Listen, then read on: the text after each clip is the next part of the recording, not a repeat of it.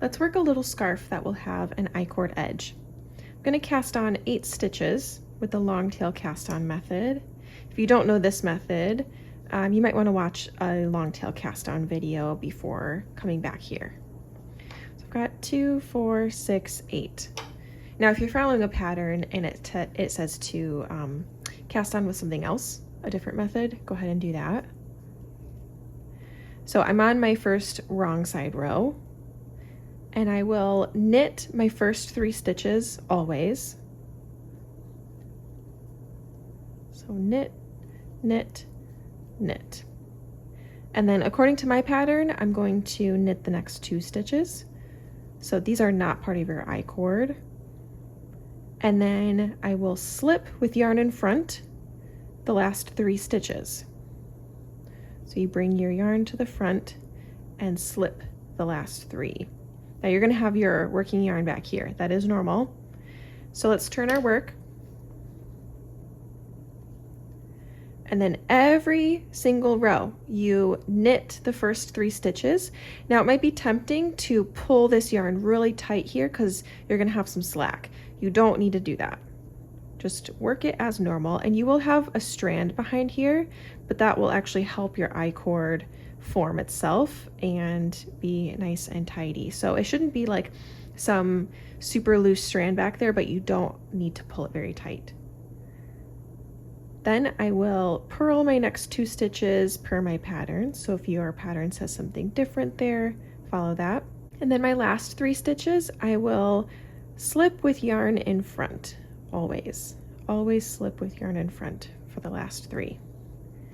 And then I will turn my work. Okay, and now I will knit the first 3. Again, I'm not pulling that slack at all.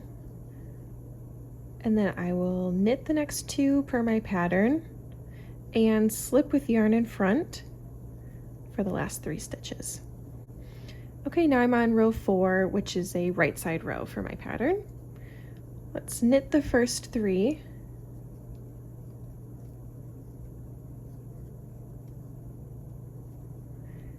For my pattern, I purl the first, but then I increase here.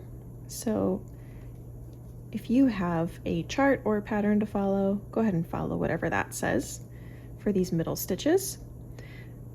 Then the last 3 stitches, let's slip with yarn in front and turn our work. Let's knit the first 3 and then work in pattern until the last 3 stitches.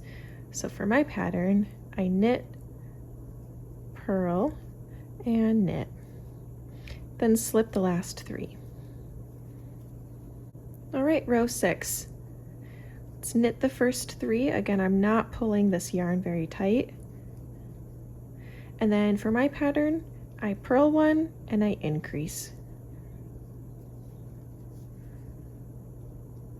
Then I will work in pattern until the last 3 stitches where I slip them with yarn in front, like that. Now row 7, I knit the first 3, and then I work in pattern until the last 3 stitches where I slip with yarn in front. Now, as you go, if you're a very tight knitter, you might find that your I-cord edges are not very stretchy. So I would say I'm a normal knitter. I don't really knit super tight. I don't think I knit super loosely. So what I like to do is, and this is completely optional, but you can work an extra I-cord row. So I'm going to knit 3 as normal, but before continuing on to the rest of the row, I will slip these 3 stitches back to my left needle and then knit them again as normal. So it might look kind of funny right now, but what you've done is you've just added another row here to add some slack into your I-cord edge. I like to do this every 4-6 rows or so you can adjust that. Now I knit as normal in my pattern until the last 3 stitches, where I slip them with yarn in front. Now to work the same trick on this side, you knit the first 3 and slip them back to your left needle, and then knit them again, making sure not to pull that tail super tight. So I've worked an extra I-cord row here, and then I'll continue on in my pattern. Then I slip the last 3. Now I believe I am 4 rows after my last second I-cord row where I work that trick. So you can kind of see here, these little stitches look shorter than the rest. The rest are kind of long because they've been slipped, but then that extra row there, and it will have the tiniest hole. If you kind of stretch out the work, you'll have an extra little space there. So that's how you can tell when you've worked that. You could place a stitch marker on one of those stitches to help you keep track too. So let's work that extra row again.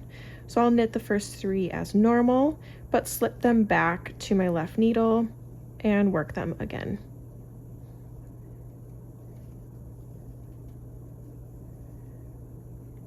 Then I will work as normal,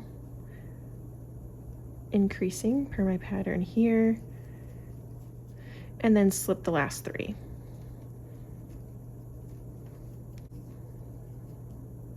Now to work that I-cord trick on this side, I will knit them, slip them back to my left needle and knit them again, then work in pattern to my last 3 stitches, which I slip with yarn in front. And now you should have your work starting to take shape. The I-cord should be forming pretty nicely. This is my right side and this is my wrong side. So depending on whatever pattern you have in the middle, that will probably look different for you. The shape might look different for you too. This is a triangle shape, so I'm not increasing on the left here, and I'm increasing on the right side here at a rate of 1 new stitch every right side row, so every other row. If you're increasing every second right side row, so every 4th row, you might have a bit of a thinner piece here because you're not increasing as frequently as I am here. So just follow whatever you have in your pattern, but this is a good sample for adding I-cord to kind of anything.